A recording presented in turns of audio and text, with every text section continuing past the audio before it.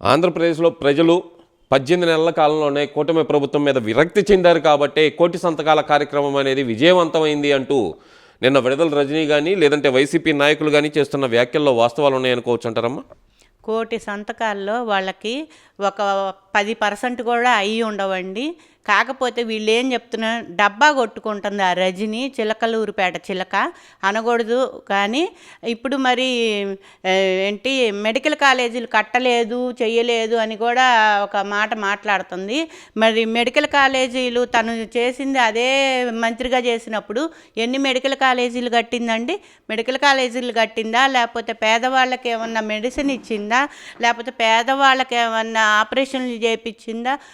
పోదిబో కొట్టుకున్నారే 5 సంవత్సరాలు రజనీ మాకేం చేయలేదని. చేసుంటే గుంటూరు 2లో గెలిచేది కదా, చేయలేదు కాబట్టి ఆమె ఓడిపోయింది. అయినా కూడా ఇంకా సిగ్గు శరం ఏమీ లేకుండా నేను ఏదో చేశాను అని ఇంకా చెప్పుకోవటానికి కోటి సంతకాలు పెట్టించాము అని చెప్పి ర్యాలీలాగా ప్యాలెస్కి వెళ్ళిందే. అసలు తనకి ఇంకెక్కడ రజనీకి మేమేం సమాధానం చెప్తున్నామంటే, అమ్మ నువ్వు బయటకు వచ్చి ఏం మాట్లాడమాక, నువ్వు మాకు చేసింది ఏమీ లేదు. పని దండగా పోలీసులకి మీకు సెక్యూరిటీ దండగా మీరు మాత్రం బయటకు వచ్చి మీరేం చెయ్యొద్దని మేము కోరుకుంటున్నాం. నిజంగానే ప్రజల్లో వ్యతిరేకత ఉందనుకోవాలంటారమ్మా. ఎందుకంటే వైసీపీ నాయకులు చెప్తుంది ఏంటంటే ఈ పీపీపీ మోడల్ గురించి కానీ మెడికల్ కాలేజీల ప్రైవేటీకరణ గురించి కానీ ఇవన్నీ కాదనుకుంటే ప్రభుత్వం పనితీరు మీద కానీ ప్రజల్లో విసిగెద్దిపోయారు కాబట్టే తెలుగుదేశం పార్టీ నాయకులు, జనసేన, బీజేపీ వాళ్ళు కూడా వచ్చి మాకు పోటీలు పడి సంతకాలు పెట్టి వెళ్ళారు అని చెప్పి వాళ్ళు చెబుతున్నారు కదా, అది నిజమే అనుకోవాలంటారా? ఆ కోటి సంతకాలు నిజంగా పెట్టుంటే మీరు బయటకి చూపించవచ్చు. ఇదిగో మాకు పలానా వాళ్ళు పెట్టారు, తెలుగుదేశం వాళ్ళు పెట్టారు, బీజేపీ వాళ్ళు పెట్టారు, లేకపోతే కూటమి పెట్టిందని చెప్పి తీసుకొచ్చి మాకు కాదు మీరు చూపించండి, ఇదిగో మీ పరిపాలన బాగాలేదు చూడండి మాకు ఎన్ని సంతకాలు వచ్చినాయి అని. ఊరిక డబ్బులకి జనాలను వేసుకొని కోటి సంతకాలు అయిపోయినాయి అని చెప్పి ప్యాలెస్కి పరిగెత్తటం కాదమ్మా రజని. నువ్వు కరెక్ట్గా పెట్టించి నిజంగా వాళ్ళు జనాలందరూ పెట్టుంటే అది మాకు సంతోషమే. కానీ అది వాళ్ళు పెట్టలేదని తెలుసు, మీరు ఇంకా ముందు రారని తెలుసు, అన్నీ తెలుసు.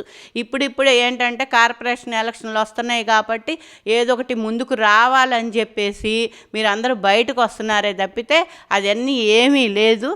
అవన్నీ జరిగేది కూడా కాదు. 2029లో కూటమే గెలిసిద్ది, చంద్రబాబు నాయుడే సీఎం అవుతాడు. అది మాకు అందరికీ తెలిసిన విషయమే. అసలు మీరు ఏ ఊరన్నా వెళ్ళండి, ఎక్కడికన్నా వెళ్ళండి. నిన్న మేము విజయవాడ వెళ్తే బ్రహ్మాండంగా చేశారు. అసలు విజయవాడ ఎంత బాగా చేశారంటే తిరుపతి లాగా అయిపోయింది. ఎక్కడికక్కడ ఇవ్వటం కానీ చెయ్యటం కానీ అంత బాగా చేస్తున్న చంద్రబాబు నాయుడిని కాదు, కూటమిని కాదని మళ్ళీ ఈ పిచ్చి జగన్కి ఎవ్వరు ఓటు వేయరు. మీరు తిరిగి మీ టైం కూడా వేస్ట్ చేసుకోమాకండి. ఇక్కడ ఇంకో విషయం కూడా తీసుకుంటే కనుక రాష్ట్రంలో అభివృద్ధి లేదు, అరాచకం మాత్రమే జరుగుతుంది అని చెప్పి అంబటి రాంబాబు కూడా మాట్లాడుతున్నాడు కదమ్మా. మరి అసలు ఇంకా అంబటి రాంబాబు మాట్లాడుతున్నాడంటే దువ్వెన తీసుకొని దువ్వుకునే అంబటి రాంబాబు కూడా నిన్న మీడియా ముందు నుంచొని తలకాయ దువ్వుకుంటున్నాడు ఆ తెల్ల ఎంటికల్ని.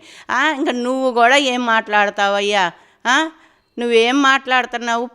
వర్క్ జరగట్లేదు అని చెప్పి బ్రహ్మసాని గారిని మాట్లాడుతున్నారు. అసలు బ్రహ్మసాని గారిని మాట్లాడే అర్హత నీకు ఉందా అని అడుగుతున్నాం మేము. నీకు అసలు ఉందా? బ్రహ్మసాని గారిని మాట్లాడే అర్హత కానీ హక్కు కానీ నీకు లేదు. ఎందుకంటే నీకు ఇచ్చిన ప్రాజెక్టే నువ్వు చేయలేకపోయావు. అలాంటప్పుడు నువ్వేమని మాట్లాడతావు? నువ్వు అంబటి రాంబాబుకి మేము చెప్పేది ఇది ఒక్కటే, మీరు ఎప్పుడు కూడా నేను కాగా గుంపుని వేసుకొని వస్తాను, ఆ గుంపులో మాట్లాడతానని చెప్పేసి మాట్లాడమాకనే. మీరు అసలు ఏమీ పనిచేసి వెళ్ళింది లేదు. ఈ 5 సంవత్సరాలు మమ్మల్ని నరకంలో దింపెళ్ళారు. కాబట్టి అంబటి రాంబాబుకి ఇదే చెబుతున్నాం, మీరు ఎప్పుడు కూడా వచ్చి 10 మందిని గుంపులాగా వేసుకొని వచ్చి మీరు మాట్లాడమాకండి. మరి ఈ మధ్యకాలంలో మరి రోజా పాత స్టైల్లోనే వచ్చిందమ్మా బయటికి, అదే మాటలు అదే చేష్టలు. ఎలా చూడాలంటారు అసలు ఈ చేష్టలన్నింటినీ? మరి బతుకు అదే కదా. తన నోటికి నిన్న మాట్లాడుతుంది, మేము కూడా చూసాం వీడియోలో. అమ్మ అబ్బకు పుడితే అని చెప్పేసి మగవాళ్ళని పట్టుకొని మాట్లాడుతుంది. అదే తిరిగి నిన్నంటే వాళ్ళు అంటున్నారు కొంత మెట్టుతో కొడతాం, వాళ్ళు మెట్టుతో కొడతా ఉన్నారు, నేనైతే ఇంకో దాంతో కొట్టేదాన్ని. అసలు నువ్వు నోటికి వచ్చినట్టు నువ్వు మాట్లాడుతున్నావు అమ్మ, నువ్వు అసలు ఆడగుతురు ఎట్టయ్యావు మాకు అర్థం కావట్లేదు.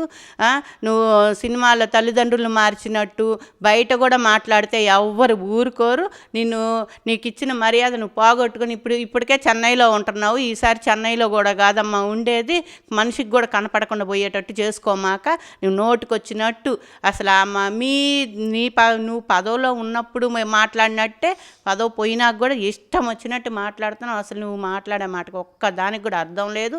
అసలు అమ్మ అబ్బగా పుట్టావు అనే మాట ఏం తల్లి, అసలు నువ్వు ఆడగూతురువే కదా, అట్లాంటి పిచ్చి మాటలు ఎందుకు మాట్లాడుతున్నావు? అసలు నిన్ను చూసి మేము సిగ్గు తీసి అసలు మాకు ఏమో తెలుగుదేశంలో ఎట్ట పని చేసి వెళ్ళిందా ఈ సిగ్గులేందని చెప్పి మాకు సిగ్గేస్తుంది.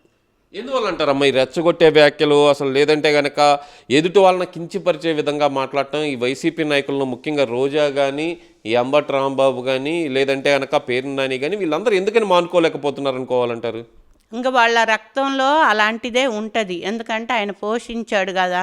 ఆ జగన్మోహన్ రెడ్డికి ఎలాంటి బుద్ధి ఉంటుందో, అమ్మ అబ్బని చెల్లిని ఎంత హింసలు పెట్టాడో అదే బుద్ధి వీళ్ళకి నేర్పాడు. కాబట్టి వీళ్ళు ప్రజల మీద చూపిస్తున్నారు అంతే తప్పితే వాళ్ళకి మంచి చెడ్డ అసలు అనేదే లేదు. ఏం మాట్లాడుతున్నాము, మాట్లాడొచ్చా, అది ఎంత దూరం పోయిద్ది అనేది మాత్రం వాళ్ళు అనుకోవటం లేదు. కానీ ప్రజలు ఎవ్వరు చూస్తా ఊరుకోరు. అసలు ఆయన ఈసారి జగన్మోహన్ రెడ్డి వస్తాడు అనేది కల. రేపు కార్పొరేషన్ ఎలక్షన్లు వస్తున్నాయి కాబట్టి మేము ముందుకు రావాలని చెప్పేసి మోదుగుల ఒకడు వీళ్ళందరూ బయటకు వస్తున్నారు. అంబటి రాంబాబు, ఈ శ్యామల వీళ్ళందరూ కూడా బయటకు వస్తున్నారు. నువ్వు ఎక్కడ తిరిగినా ఏమి తిరిగినా మీరు గెలిసేదనేది జరగదంటే జరగదు. కార్పొరేషన్ ఎలక్షన్ మొత్తం కూడా కూటమే గెలుచుకుంటుంది, కూటమే గెలిసిద్ది. అంటే ఇక్కడ ఈ రెచ్చగొట్టే వ్యాఖ్యానాలు చేయడంలో మళ్ళీ ఇంకొక స్థానం కోసం పోటీ పడుతున్నారనుకోవచ్చు అంటారా? యాంకర్ శ్యామల, అదే వైఎస్ఆర్సీపీ అధికార ప్రతినిధి శ్యామల కానీ, లేదంటే రోజా కానీ ఇద్దరిలో పోటీ పడుతున్నారనుకోవచ్చు అంటారా? ఏది మొదటి స్థానం నాకు కావాలని పోటీ పడుతున్నారనుకోవచ్చు అంటారమ్మా? శ్యామల అయితే పడుతుంది. రోజా కన్నా కాస్త అనుభవం, అది పార్టీలో తిరిగింది. ఆ పార్టీ అంటే ఏంటనేది కొంచెం అన్నా తెలుసు ఉంటుంది రోజాకి. ఈ శ్యామలకి ఏం తెలుసమ్మా? శ్యామల ఎక్కడి నుంచి వచ్చింది? అసలు శ్యామలకి అసలు ఆ పార్టీలో అలన్న దిద్దిందా? ఇప్పుడు వచ్చి ఏదో అసలు నాకు గాంగా పదవి ఇచ్చారు, ఆ పదవికి నేనేదో చెయ్యాలని చెప్పి శ్యామల అనుకుంటుంది. కానీ పాతోళ్ళు ఉన్నారు, దానికి ఒక గుర్తింపు ఉంది. అవన్నీ చూసుకోకుండా నాకు ఇచ్చారు కదా అని నువ్వు ఎగరేసుకుంటా మాట్లాడితే ప్రజలు ఎవరు చూస్తా ఊరుకోరు. కాబట్టి శ్యామల అన్నిటికీ నువ్వు నోరు మూసుకుంటే చాలా బాగుంటుంది. నీకు ఏం తెలుసు అని చెప్పి నువ్వు వెళ్ళి ధర్నాకు కూర్చున్నావమ్మా. ఆయన ఎంతమందిని చంపాడో మీకు తెలీదా? పరా నరుక్కుంటా పోయాడే అంతమందిని. మీ కళ్ళు ఏమన్నా కాకులు కొట్టేసినాయి. అప్పుడు అవన్నీ ఏం చేసింది ఈ శ్యామల? అప్పుడు ఏం చేసింది? ఇప్పుడు వచ్చి రాజకీయం అంటే ఏందో తెలియదు కదా, అందుకని చెప్పి ఇష్టం వచ్చినట్టు అక్కడ కూర్చొని ధర్నా చేస్తా పెద్ద ఏదో న్యాయంగా చేస్తున్నట్టు. న్యాయం కాదమ్మా నువ్వు చేస్తుంది.